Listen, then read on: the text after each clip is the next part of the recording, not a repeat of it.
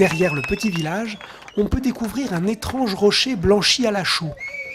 C'est un marabout, nous explique Saad, un lieu de pèlerinage pour les musulmans. Nous n'avons pas le droit d'y entrer. Saad prend alors la caméra et parvient à réaliser discrètement quelques images qui nous font découvrir l'ambiance calme qui règne à l'intérieur. Nous touchons là aussi à la richesse de l'expérience de ces sommets de l'espoir. Il s'agit aussi de permettre un véritable échange culturel entre nos deux pays. Les Français découvrent intimement la réalité sociale et culturelle marocaine et quelques-uns de nos amis marocains ont pu à leur tour participer au projet français. À l'image de Saad, par exemple, qui l'été précédent avait pu accompagner les sommets de l'espoir chamoniards jusqu'au sommet du Breithorn, au cœur des Alpes suisses.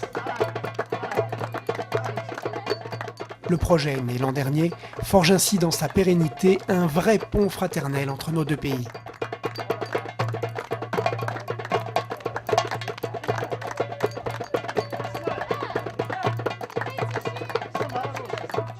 Après la halte à Chamarouche, reste encore près de 3 heures de marche, un long sentier muletier d'abord raide qui peu à peu s'étire.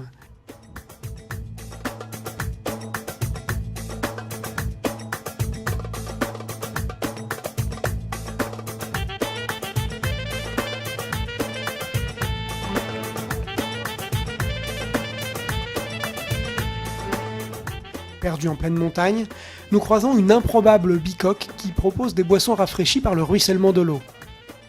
Puis le chemin se lance dans la dernière et interminable ligne droite. Cette dernière partie du trek nous avait tous paru sans fin l'année passée. Elle tient ses promesses aujourd'hui.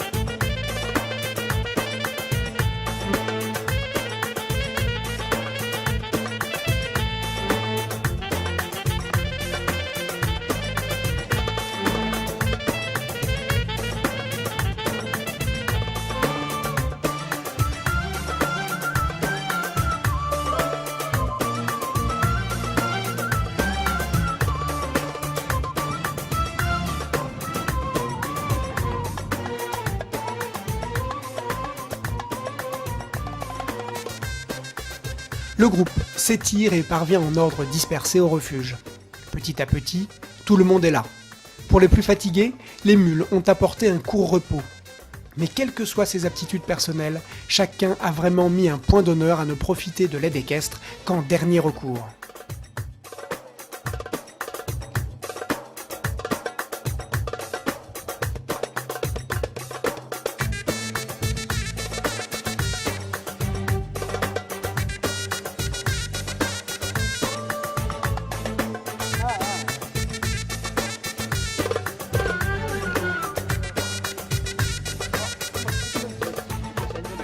Impressionnée par la générosité et l'ambition du projet, la garnison militaire a missionné un soldat pour nous accompagner sur toute l'aventure. Il sera avec nous jusqu'au sommet, avec un flegme et une disponibilité impressionnante.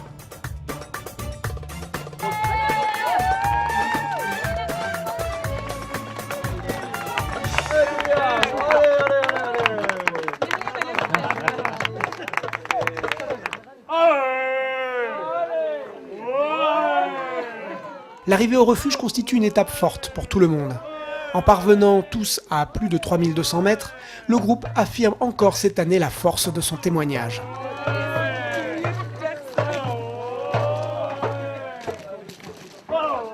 Nous prenons le temps d'un repos nécessaire avant l'ascension finale du lendemain. C'est l'occasion de découvrir une histoire forte, celle d'Abla. Elle est parvenue avec nous jusqu'au refuge et c'est pour elle une victoire particulièrement symbolique. Abla fut la première enfant soignée de son cancer par le professeur Alaoui. Elle nous raconte son histoire. Là, on a un médecin. On a également une dame qui a... Combien tu donnes, 40 ans 45 ans Abla, qui est la première enfant marocain qui a été soigné de leucémie par Jean Bernard et qui s'en est sorti, la première. Jean Bernard, c'était l'ancien Jean Bernard qui était le grand ponte qui est décédé il y a 4-5 mois. Mon histoire a commencé en 1974, comme je vous le disais. Ça s'est manifesté par des problèmes d'articulation. Je ne pouvais pas bouger mes pieds, j'arrivais pas à mettre de chaussures. J'ai un très bon souvenir de ça. Et donc j'ai eu la chance d'être suivie par le professeur Alaoui, ici à Rabat, et par d'autres professeurs dont je ne me rappelle pas vraiment des noms, mais bon. Et aussi j'ai eu la chance d'être suivie en France par le professeur Jean Bernard. Et j'en garde un souvenir, je peux écrire des pages et des pages sur les traitements, parce que c'était 10 ans de chimiothérapie et de radiothérapie. Moi, je le vivais mal, parce que on voit ça comme une maladie contagieuse, comme un enfant qui ne peut pas aller à l'école, qui ne peut pas faire ses études, qui ne peut pas jouer, qui ne peut pas faire du sport, qui est toujours là, fatigué, surtout après les séances de chimiothérapie. Vu que dans les années 70, il n'y avait pas de traitement, c'était difficile, on a testé plusieurs traitements, plusieurs thérapies. Est-ce qu'on fait la chimiothérapie? Est-ce qu'on essaie la radiothérapie? Et comme ça a marché, donc c'était vraiment que l'espoir était là. Donc le cancer de l'enfant, les enfants cancéreux pouvaient être traités au Maroc. Donc pourquoi, si moi j'ai été guérie, pourquoi pas les autres enfants? J'ai eu vraiment la chance d'avoir professeur Alaoui à mes côtés, mes parents, toute la famille qui m'a beaucoup aidée et soutenue. Et j'ai vraiment pas senti, au contraire, j'avais cette force de prouver aux autres que non, que c'était pas une maladie contagieuse, que j'étais un enfant comme les autres. Alors aujourd'hui, je participe au Sommet de l'Espoir. On est des infirmiers, des médecins, des associations et des malades. Et justement, c'est une entité, on ne peut pas vivre l'un sans l'autre. C'est un mur, on enlève une brique, tout tombe.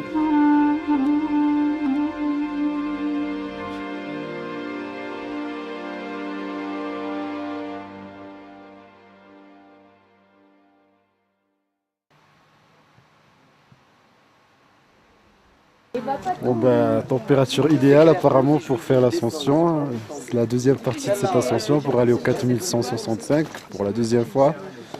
J'espère que tout le monde y arrivera. En tout cas, on sera tous ensemble pour essayer de former cette cordée d'espoir franco-marocaine et d'essayer d'aller en haut, quoi, au sommet du Toubkal, voilà.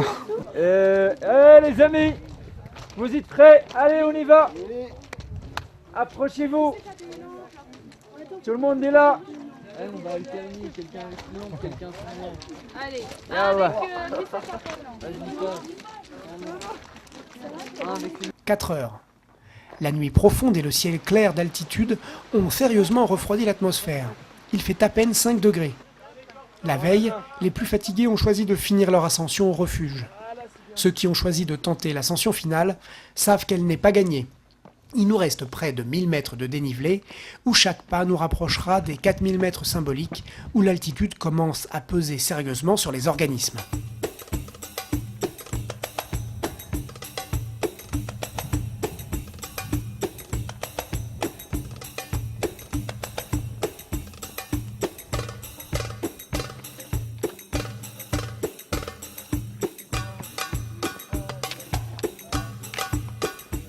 C'est vraiment génial d'arriver jusqu'ici avec un très génial groupe franco-marocain. On aimerait bien atteindre le sommet pour bien comprendre aux gens qui sont malades, pour prouver leur espoir et bien avoir leur vie dans les yeux.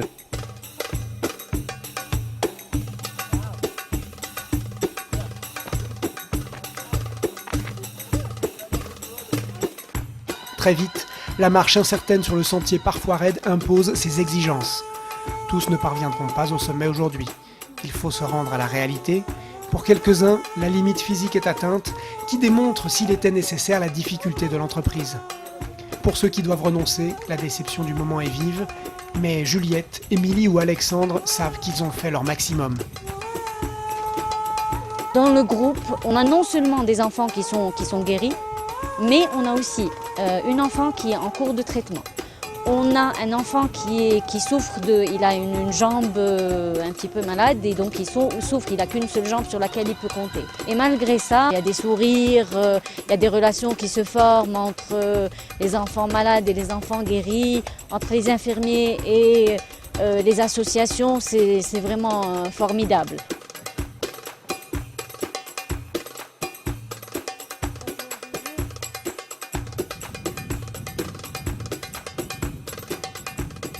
Quelques mètres balayés par un vent froid, et le sommet apparaît.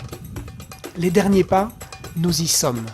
4167 mètres, le point culminant d'Afrique du Nord, le sommet du Toubkal. Ouais, on y est. Enfin. Encore 3 marches. Voilà. 1, 2, 3, ouais.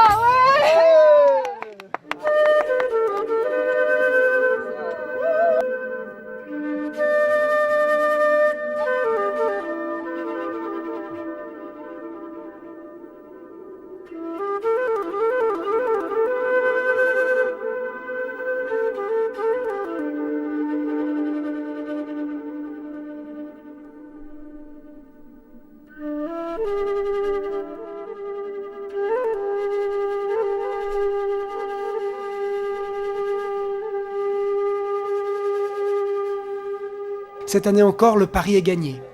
Anciens enfants malades, parents, équipes médicales ou bénévoles des associations se mêlent ensemble dans un même élan de joie pour offrir cette image forte, celle d'une formidable victoire contre la maladie. On a montré aux gens que voilà, après la maladie, on peut tout faire, on peut arriver, on peut aller loin. Voilà. Quand je suis arrivée, ça m'a fait du bien parce que je me suis dit que même si mon petit frère il est mort, il y a encore des petits-enfants qui ont besoin de nous, qui doivent guérir et qui doivent avoir une autre vie après le cancer. Ce sont des bons gens, des gens motivés, qui aiment la vie. Moi, j'ai pas l'impression qu'ils sont malades. Ce que je pense, ils ont plein forme, ils ont fort. Étant médecin au service d'hémato-onco, moi je vois beaucoup de malades cancéreux, des malades qui souffrent tout le temps, on a tous les jours des décès. Donc penser que des enfants anciens cancéreux guéris qui puissent arriver au sommet Toubkal, c'est un véritable espoir. Ça me donne de l'espoir pour moi-même, me dire que je dois me battre pour des patients leucémiques, qu'il y a toujours un espoir, qu'il y a toujours une vie après le cancer. L'objectif, donc, c'était de faire effectivement un 4000, mais c'était surtout de créer des liens particuliers avec le Maroc.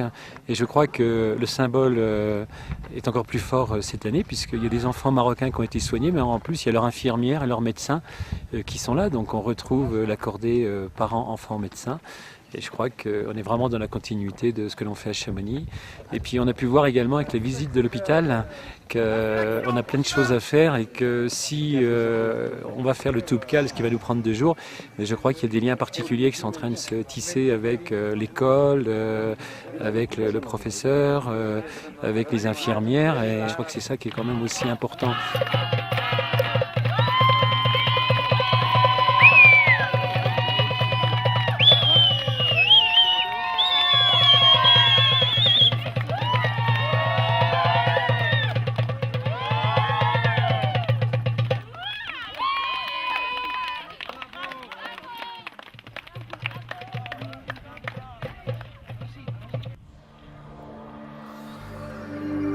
De retour à Rabat, l'équipe victorieuse est attendue pour la cérémonie de célébration à l'hôtel Hilton. Les témoignages se succèdent, qui soudent plus encore la belle harmonie du partenariat franco-marocain.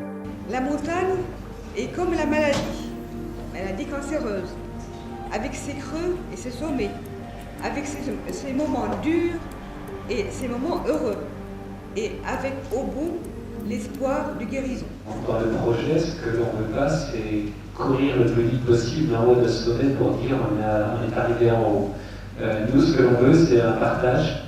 Et en fait, c'est reconstituer un peu cette cordée parents, enfants, médecins qui, à l'hôpital, se battent contre la maladie. Deuxième tranche de la montée de doctorat, c'est là où c'était un peu dur. Et quand même le souffle était là, l'espoir toujours est là.